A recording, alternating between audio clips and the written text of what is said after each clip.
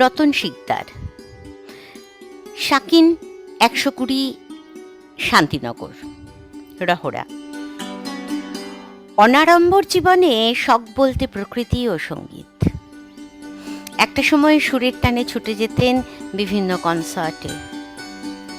এখনো তার কানে রয়েছে নিখিল বন্দ্যোপাধ্যায় ও বিসমিল্লাহ খাঁ সাহেবের বাজনা। ভ্রমণ তার নেশা। আর যা কিছু তার খবর রাখেন রসিকজন। প্রায় প্রতি রবিবারে তার বাড়ির জমায়েতে পায়ে পায়ে এসে বসেন অনেকেই। লিটল ম্যাগাজিনের সম্পাদক, প্রতিষ্ঠিত লেখক ও সম্ভাবনাময় কবি ও গল্পকার। চলে নতুন লেখা নিয়ে কাটাছোঁড়া, তুমুল বিতণ্ডার পরে আবার হাসি মুখে ফেরা। এইভাবে চলতে চলতে তাঁরও 76 পা। এ বয়স বর্তমানে হাত রেখে স্মৃতিচারণের বয়স।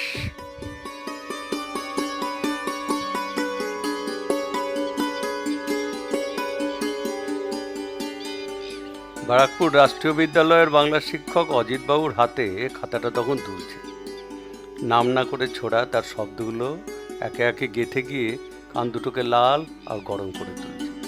টের পাচ্ছি এত কিনা কৃপণ যে বাংলার মতো বিষয়ে গোটা প্রশ্নপত্রের উত্তর মাত্র 1.5 পাতায় সারা।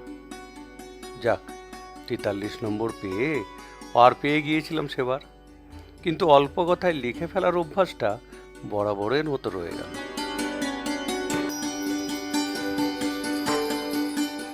তার 76 বছর বয়স থেকে কৈশোর দেখতে গিয়ে যে বিন্দুকে আঙুল স্পর্শ করল, সেই বিন্দুটি যেন তার গন্তব্য নির্ধারক। অল্প কথায় অনেক বলাই তার আইডেন্টিটি হবে, এ কথা কে জানতো সেদিন? একটা ডায়ালগ, এক টুকরো স্মৃতি কখন যেন তার পরিচয় হয়ে গেল। তিনি বলতে বাংলা লিটল ম্যাগাজিন জগতের পরিচিত নাম রতন শিকদার। সে সময় ক্লাস 7-এ সহপাঠী ছিল হীরেন্দ্রনাথ চট্টোপাধ্যায়। তখনই তার নিয়মিতভাবে মুদ্রিত হওয়া লেখার কথা আমরা জানি। হীরেন চট্টোপাধ্যায় নামে লিখত সে। পরে বড় হয়ে বাংলার যশস্বী অধ্যাপক হয়েছিল। সাহিত্যে তার বিচরণও ছিল অবাধ। রতন শিকদারের জন্ম 1944 সালে। তিনি কেন্দ্রীয় সরকারের প্রতিরক্ষা উৎপাদন দপ্তরের একজন অবসরপ্রাপ্ত ইঞ্জিনিয়ার আধিকারিক। লেখালেখির শখ ছোটবেলা থেকে থাকলেও পুরোপুরি এই জগতে আসেন একটু বেশি বয়সেই। এ সময় তিনি ইন্দিরা গান্ধী জাতীয় মুক্ত বিশ্ববিদ্যালয় থেকে প্রথমে 1991 সালে সৃজনশীল রচনায় ডিপ্লোমা করেন। পরবর্তীতে 1996 সালে সাংবাদিকতা ও গণসংযোগ বিষয়ে স্নাতকোত্তর ডিপ্লোমা লাভ করেন। এই দ্বিতীয় পর্ব বা সেকেন্ড স্পেলে এসে বিদ্যালয় বেলা সহপাঠীর সঙ্গে আবার যোগাযোগ। এই পুনর্মিলনও কম নাটকীয় নয়। স্কুল জীবনের শেষে আমাদের ছাড়াছাড়ির দীর্ঘদিন পরে সুখেন্দার, আন্তর্জাতিক ছোট গল্প পত্রিকা সম্পাদক এবং সাহিত্যিক সুখেন্দ্র ভট্টাচার্য, তার উৎসাহে গ্রন্থরশ্মি থেকে আমার দ্বিতীয় বই অন্য দেশের গল্পের প্রকাশের ব্যাপারে কথা হচ্ছে। হঠাৎই ঘটনাচক্রে প্রকাশক বিশ্বনাথ মজুমদারের বদান্যতায় হীরেনের সঙ্গে ফের যোগাযোগ। আপনার বাল্যবন্ধু রতন শিকদার, কথাটা বলে প্রকাশক দূরভাষে ধরিয়ে দিলে সেই চমকিত যোগাযোগে আমি নিজেকে অমূল্য বলে পরিচয় দিতেই সে সহাস্যে বলে উঠেছিল, আমি এদিকে অনাথ হয়ে হীরেন হয়েছি, আর তুমি কিনা অমূল্য ছেড়ে শুধুই রতন হয়েছ। তোমার কত গল্প তো আমার গল্পের সাথে একসঙ্গে ছাপা হয়েছে, পড়েছি, অথচ দেখো জানতামই না তুমিই কিনা সেই অমূল্য রতন। দেশভাগ বাঙালির জীবনে এক বেদনাবহ অধ্যায়। এই দেশভাগ সূত্রেই রতন শিকদারের বাবার পুলিশের চাকরিতে বদলি হলো তারাশঙ্করের দেশ বীরভূমের লাভপুরে। সেখানকার মনে রাখার মতো স্মৃতি দুটো শেয়াল। আজও তার স্মৃতিপটে আঁকা ফুল্লরা দেবীর মন্দিরের বলতে গেলে লাগোয়া পুকুরের পাড়টিতে খেতে দিয়ে নাম ধরে ডাকলেই তারা হাজির হতো। লাভপুরকে মনে পড়ায় আরও একটি ঘটনা। 1948-এ গান্ধী হত্যার পরিপ্রেক্ষিতে ঢেঁড়া পিটিয়ে অরন্ধন দিবস পালন। গান্ধীজিকে হত্যার প্রয়োজনীয়তা ও উপযোগিতা বোঝার বয়স তখন নয়। সত্যি বলতে কি, আজ 76 বছর বয়সে পৌঁছেও তা বুঝে উঠতে পারিনি। বরং সুরিপথ বেয়ে আসা এতদিনের আশঙ্কা এখন স্পষ্ট অভিজ্ঞান স্বরূপ। এরপর ডেরাডান্ডা উঠিয়ে ব্যারাকপুরের লাটবাগান, তার গাছ চেনার হাতেখড়ি সেখানে, প্রকৃতিকে ভালোবাসারও। সেখানকার লাটভবন তখন হাসপাতাল। সেই হাসপাতালে যাবার জন্য তাদের সোজাসাপটা পথ ছিল একটা কবরখানার ভিতর দিয়ে।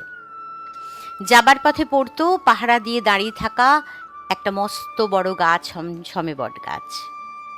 ভয়টা ভূতের, কিন্তু ভূত তিনি দেখেননি। পরে অনেক বড় বয়সে হিমালয়ে ট্রেকিং করে পথ চলেছি, যাব সৎপান্ত। তাঁবু ফেলেছি বেশ খানিকটা নিচে লক্ষ্মী বনে। মালবাহকরা সকালে উঠে বলল, তারা নাকি কিছু ছায়ামূর্তিকে রাত কুয়াশা ভেদ করে সৎপন্থের দিকে এগিয়ে যেতে দেখেছে। এরা নাকি আসেন উত্তর পুরুষের দেওয়া জল গ্রহণ করতে। আমাদের শোনাই সার। শুনেছি ওই সৎপন্থ হ্রদে সাধারণ মানুষ তিথি অতিথি সময় মেনে কালো পোশাক পরে পিতৃপুরুষের উদ্দেশ্যে তর্পণ করে। এই সেই হ্রদ যেখান দিয়ে পঞ্চপাণ্ডব মহাপ্রস্থানের পথ চলে গেছে বিশ্বাসের অনন্ত সজীবতা। না, পরপারের সঙ্গে আমার কখনো কোনো প্রত্যক্ষ যোগাযোগ হয়নি।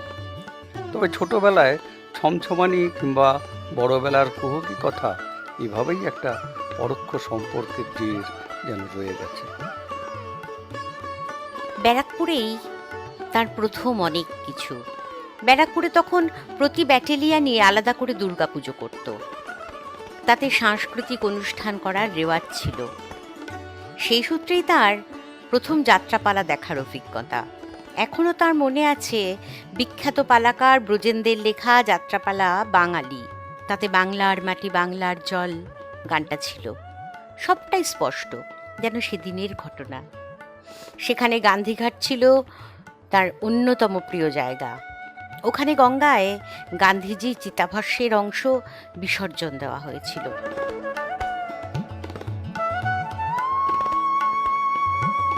গান্ধীঘাটের ভিত্তিপ্রস্তর স্থাপন থেকে গড়ে ওঠা সবেরই সাক্ষী ছিলাম আমি। তৃতীয় শ্রেণী থেকে একাদশ শ্রেণী পর্যন্ত পুরোটাই গভর্নমেন্ট হাই স্কুলে। হায়ার সেকেন্ডারির প্রথম ব্যাচ, অর্থাৎ 1960। কথা প্রসঙ্গে বলি, 57 খুব অর্থবহ সংখ্যা। 1757 পলাশির যুদ্ধ, 1857 সিপাহী বিদ্রোহ, 1957 দশমিক প্রথা চালু। মোড় ফেরানো সব ঘটনা। আমিও মোড় ফিরতে ফিরতে জীবন সায়ান্নে। ক্লাস 8-এ যখন পড়ছেন, তখনই লাটবাগানে কোয়ার্টার ছেড়ে কুমোরপাড়ার ভাড়া বাড়ি হয়ে তাদের পরিবার এসে থিতু হয়েছে শান্তিনগরে। কাছে স্টেশন খড়দহ, পৌরসভা পানিহাটি। বড়দি তখনই বিবাহিত। বাকি 3 ভাই 5 বোন বাবা মাকে নিয়ে ছোট্ট পুকুরের পাড়ের নির্বাঁধা সেই পরিবার সময়ের টানে বেটানে নিজেই আজ বাঁধা পড়ে গেছে এক ছোট বৃত্তের মাঝে।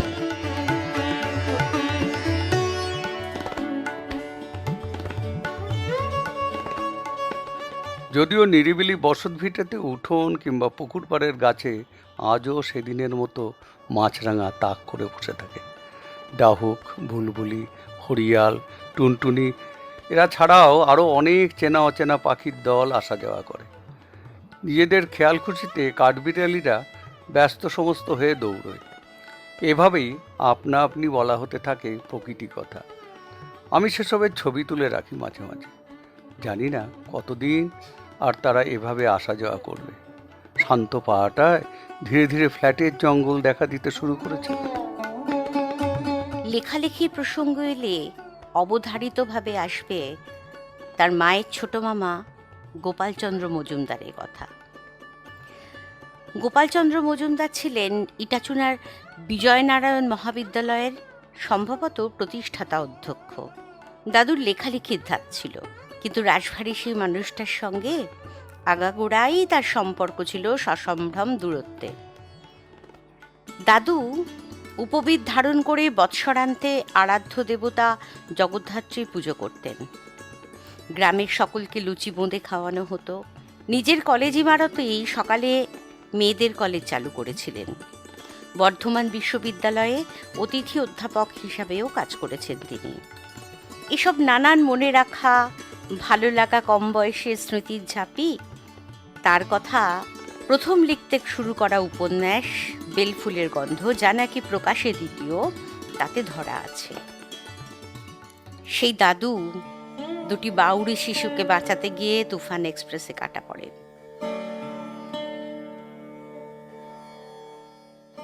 না দেখেও দাদুকে তাঁর কলেজের এখনকার কর্মকর্তারা আজও শ্রদ্ধা অবনত চিত্তে স্মরণ করে। মনে রেখেছে এলাকার বয়স্ক মানুষজন। বছর 6-7 আগে এই অজানা অচেনা আমি শুধুমাত্র স্মৃতিটুকুর ছোঁয়ার টানে সেই কলেজে পা দিয়ে বুঝতে পেরেছিলাম তা।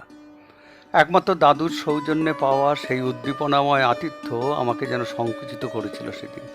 কলেজের দোতলায় দাদুর আবক্ষ মূর্তি আছে। সেসব কবেকার কথা, 4 দশকেরও বেশি পুরনো ফুরিয়ে যাওয়া গল্পকথা এখনও কেমন সতেজ, জীবনমুখী ফুলগুর লুকোনো ধারায়। বই পড়ার শখ তার বরাবরই ছিল।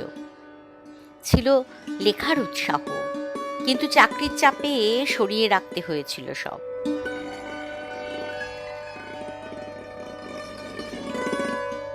তাই তো চাকরি ছাড়ার আগে যেখানে প্রকাশিত বইয়ের সংখ্যা মাত্র 2, সেখানে পরবর্তীতে 17 বছরে সেই সংখ্যা 35-এর উপর। আসলে লেখালেখি তো শুধু আবেগের বিষয় নয়, দায়বদ্ধতা, জানকারি, চলতি বিশ্ব সাহিত্য প্রবাহের সঙ্গে অভিজ্ঞতার সেতুবন্ধন। এ সবেরই সুসংহত মেলবন্ধন সাহিত্য প্রকাশকে সমৃদ্ধ করে, কালের পটভূমিকায় তার কার্যকরী স্বীকৃতি আদায় করে নেয়। এসব ভাবনায় মথিত হতে হতেই ইন্দিরা গান্ধী ওপেন ইউনিভার্সিটিতে ক্রিয়েটিভ রাইটিং ইন ইংলিশ এই কোর্সে ভর্তি হওয়া। 1 বছরের সেই রগরানি কাজে লেগেছে নিঃসন্দেহে। পরবর্তীকালে ওই একই প্রতিষ্ঠান থেকে সাংবাদিকতা ও জনসংযোগ বিষয়ে পিজি ডিপ্লোমা পাশ করি। সেই বিদ্যা আমাকে শেখায় স্বল্প কথায় কিভাবে ভাব প্রকাশ করা সম্ভব। এরপর এলো নিজের পত্রিকা প্রকাশ করার ভাবনা। প্রথমে নাম দিলেন অনুগল্প, কিন্তু সরকারি নিবন্ধীকরণে নিয়ম মেনে নাম পাওয়া গেল অল্প কথায় গল্প পত্রিকা। মনে হয় এটাই বেশ হয়েছে। অনুগল্প ঠিক কেমন হবে, কতটুকু হবে, এ নিয়ে সংশয় বিতর্ক আছে। শুদ্ধ সত্য বসুর কথায় অতিশয় স্বল্প পরিসরে রচিত যথার্থ ছোট গল্পকে অনুগল্প বলা হয়। কবিতার ক্ষেত্রে কবিতিকা যা, গল্পের ক্ষেত্রে অনুগল্প তাই। সূত্র বাংলা সাহিত্যের নানা রূপ, প্রকাশকাল 1406 বৈশাখ। যদিও শব্দ সংখ্যার বিচারে অনেকটা পরিসর জুড়ে বিস্তৃত বিদেশি অনুগল্প চোখে পড়ছে হামেশাই। যদিও তার পত্রিকা অনুগল্প নিয়ে, তবু তার প্রথম প্রেম ছোট গল্প। তার প্রথম ছোট গল্পের বই বৃত্তের বাইরে চিত্তপ্রসাদ। ছোট গল্প নিয়ে বলতে হলে তিনি বলেন, ছোট গল্প আজও আমার কাছে রহস্য খনি। প্রসঙ্গত উল্লেখ করা যেতেই পারে যে ডক্টর বিচিত ঘোষের সম্পাদনায় 2018 আগস্টে প্রকাশিত প্রথম বই বাছাই গল্প বইটিতে আমার এই প্রথম বইটিও আলোচিত হয়েছে। রবীন্দ্রনাথ, তারাশঙ্কর, বনফুল, মানিক বন্দ্যোপাধ্যায়, নারায়ণ গঙ্গোপাধ্যায় প্রমুখের প্রথম বই এবং বাছাই গল্পের সাথে আমার বইটিও আলোচনায় স্থান পেয়েছে বলে আমি ভীষণ খুশি হয়েছি। ওই বইয়ের কালোর উপর হার গল্পটি বাছাই গল্পে জায়গা করে দিয়েছে। বাংলা লিটল ম্যাগাজিনের জগতে মূলত 90-এর দশকে শুরু হয় অনুগল্পের চর্চা। নিজের ম্যাগাজিন বের করার আগে সুখেন্দ্র ভট্টাচার্যের আন্তর্জাতিক ছোট গল্পে নিয়মিত অনুগল্পও লিখেছেন তিনি। সে সময় দুর্বাদল দত্তের সম্পাদনায় দুই বাংলার অনুগল্পের সংকলন গল্পস্বল্পতে তার দুটো গল্প স্থান পেয়েছিল। পরে প্রগতি মাইতি এবং সুখেন্দ্র ভট্টাচার্যের যৌথ সম্পাদনায় প্রকাশিত অনুগল্প 100 সংকলনে তার গল্পও জায়গা করে নেয়। এছাড়াও বহু অনুগল্প সংকলনে তার অনুগল্প স্থান পেয়েছে। সাহিত্যের অন্য একটি ধারায় তার অনায়াস যাতায়াত, তা হল বিদেশি গল্পের অনুবাদ। সাপ্তাহিক বর্তমানে শুধু তার গল্পই প্রকাশ পায়নি, প্রকাশিত হয়েছে তার প্রথম অনুদিত বিদেশি গল্প। অনুগল্পের বাইরে তার প্রথম পছন্দ বিদেশি গল্পের অনুবাদ। গ্যাব্রিয়েল গার্সিয়া মার্কেজের ওপরে আন্তর্জাতিক ছোট গল্পর বিশেষ সংখ্যায় অনুবাদের কাজ করেছিলাম মন প্রাণ ঢেলে। একটি প্রবন্ধও লিখেছিলাম, মনে আছে, খুব খেটেছিলাম। এই প্রসঙ্গে রানা মুখোপাধ্যায়ের কথা খুব মনে পড়ছে। অকালে আমাদের ছেড়ে চলে গেছে সে, রেখে গেছে আকালের মুখোমুখি। পরে আমার অনুবাদ গল্পের বই বের হয়েছে, এখনও হয়ে চলেছে। মনে হয় বিভিন্ন ভাষায় ছড়িয়ে থাকা অজস্র মণিমুক্ত হিরে জহরতের যতটুকু পারি মুঠো ভরে তুলে এনে যেন মেলে ধরতে পারি বাংলা ভাষায়। এতে বাংলা সাহিত্য তার প্রতি ঋণী হোক তা তিনি চাননি কখনো। চেয়েছেন বাংলা ভাষা তার সাহিত্য পদচারণায় যদি কিঞ্চিত সমৃদ্ধ হয়। অনুবাদে বই হিসেবে তার প্রথম প্রকাশ অন্য দেশের গল্পে। নিজের করা অনুবাদ ছাড়াও বেশ কিছু অনুদিত বইয়ের সম্পাদনার কাজও তিনি করেছেন এবং সেগুলো পাঠক সমাজে বেশ সমাদৃত হয়েছে। বেলঘরিয়ায় রামকৃষ্ণ মিশন শিল্পপীঠে পড়তাম, ফলে ছাত্র ইউনিয়নের বালাই ছিল না। প্রত্যক্ষ রাজনীতিও করিনি কখনো, কিন্তু মানবতাবাদী চিন্তা, বস্তুবাদী দ্বন্দ্বের অনুভব আর পিছিয়ে পড়া নিপীড়িত মানুষরা আমাকে চিরকাল টানে। লেখায় যতটা সম্ভব সেসব ফুটিয়ে তোলার চেষ্টা, সে আমার আগেও ছিল, আজও আছে। এ আমার শ্লাঘার জায়গা, গর্বের আসনান। ডক্টর বিজিত ঘোষকে তিনি চিনতেন না, অথচ ডক্টর ঘোষের প্রায় ১৫০০ গল্প নিয়ে আলোচনা গ্রন্থ বাংলা ছোট গল্পের প্রতিবাদী চেতনাতে রতন শিকদারের দুটি গল্পের উল্লেখ আছে। পরে ডক্টর ঘোষেরই সম্পাদনায় প্রকাশিত হয় 10 খণ্ডে বাংলা ছোট গল্প। ওটিরও 10ম খণ্ডে তার একটি গল্প স্থান পায়। তখনই ডক্টর ঘোষের সঙ্গে সাক্ষাৎ পরিচয় হতে বলেন, আমি গল্প চিনি, গল্পকারকে চেনা প্রয়োজন পড়ে না। এটাকে জীবনে একটা বড় প্রাপ্তি হিসাবেই দেখি। পরে ওর কথায় দাঙ্গা বিরোধী গল্প লিখেছিলাম। দাঙ্গার গল্প, দাঙ্গার বিরুদ্ধে নামে সংকলনে বেরিয়েছিল সেটা। কলকাতায় তসলিমা নাসরিন বিতরণ পর্বের সাক্ষ্য সেই গল্প। প্রসঙ্গত উল্লেখ করা যেতে পারে, আমার লেখা বহু ছোট গল্প, অনুগল্প, অনুদিত গল্প নানা সংকলনে স্থান পেয়েছে। বর্তমানে প্রকাশিত লিটল ম্যাগাজিনগুলোর ভিতরে স্থিতাবস্থা বিরোধী অবস্থানের বেশ অভাব। তার সাথে আছে বাণিজ্যিকীকরণের ঝোঁক। দুটি বিষয়ই তাকে আশঙ্কিত করে। শুধুমাত্র শিশু সাহিত্যের চর্চার জন্য সত্যিকারের লিটল ম্যাগাজিনের অভাবও তিনি অনুভব করেন। দি স্টেটসম্যান পত্রিকার নাও আমেরিকান শীর্ষনামায় বেশ কিছু লেখা লিখেছি, আনন্দও পেয়েছি তাতে। কতজনের কত সুন্দর লেখা ওই বিভাগে প্রকাশ পেত। এছাড়াও ওই স্টেটসম্যান পত্রিকাতেই আমার ট্রাভেল দপ্তরে বা ট্রাভেল বিষয়ে একটা লেখা বেরিয়েছিল। এর পাশাপাশি রয়েছে বিভিন্ন বইমেলায় নিজের প্রকাশনা সম্ভার নিয়ে ঘোরাঘুরি। ঘুরতে ঘুরতে তার মনে হয়েছে, এভাবে না ঘুরলে, না বসলে প্রকাশনার এই বিশেষ জগৎটিকে কিছুতেই জেনে বুঝে উঠতে পারতাম। বিভিন্ন লেখক পাঠকের সঙ্গে সরাসরি মুখোমুখি যোগাযোগ আমাকে উদ্দীপ্ত করেছে, ঋদ্ধ করেছে।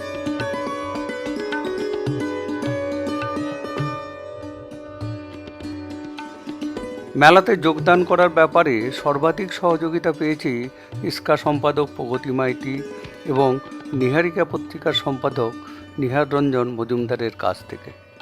জীবনে লৌকিক পুরস্কার কিছু কিছু পেয়েছেন। বিনা দরবারে পাওয়া সেসব পুরস্কার আনন্দই দিয়েছে, কিন্তু তার চেয়েও তার বেশি ভালো লাগে যখন কেউ অনুবাদ গল্প বা ছোট গল্প চেয়ে নেন বা অনুগল্প নিয়ে লিখতে বলেন।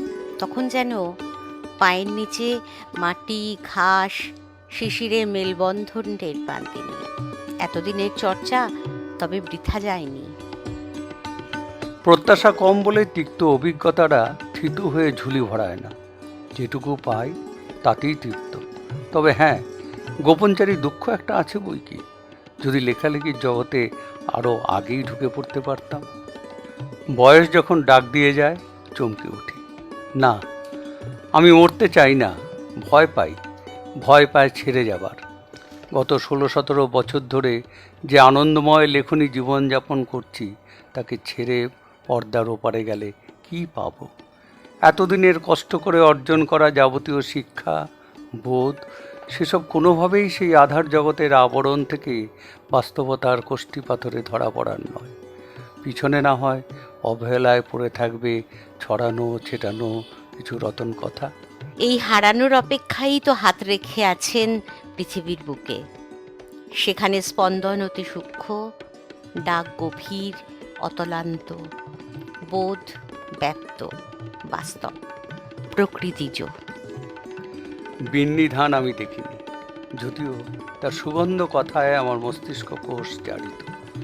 জানি খই যখন তৈরি হয়, সুপ্রস্ফুটিত কিছু খই খোলার বাইরে অমনি ছিটকে এসে পড়ে। শিকল ছেঁড়া সে আনন্দ অনাবিল। গড্ডলিকা প্রবাহের বাইরে তার স্থিতি। পাশাপাশি মননে ভেসে আসে সেই চিত্রকথা, যেখানে সব যাত্রার পেছনে পথ চিনে নিতে দুধ সাদা খই ছেটানোর রীতি এদেশে চলে আসছে সেই সুদূর অতীত থেকে। আমি থাকবো না, এটাই বাস্তব, কিন্তু থেকে যাবে আমার লেখা, আমার কাজ। সেসবের কিছু কিছু সময়োত্তীর্ণ হবে কি না তা পলদণ্ডের বিচার। সেই বিচারে যতটুকু ইতিবাচক, সেটুকুতেই আমি থেকে যাব আমার এই ভালোবাসার পৃথিবীতে, ধূলি ধূসর আড়ম্বরহীন বাস্তবতায়।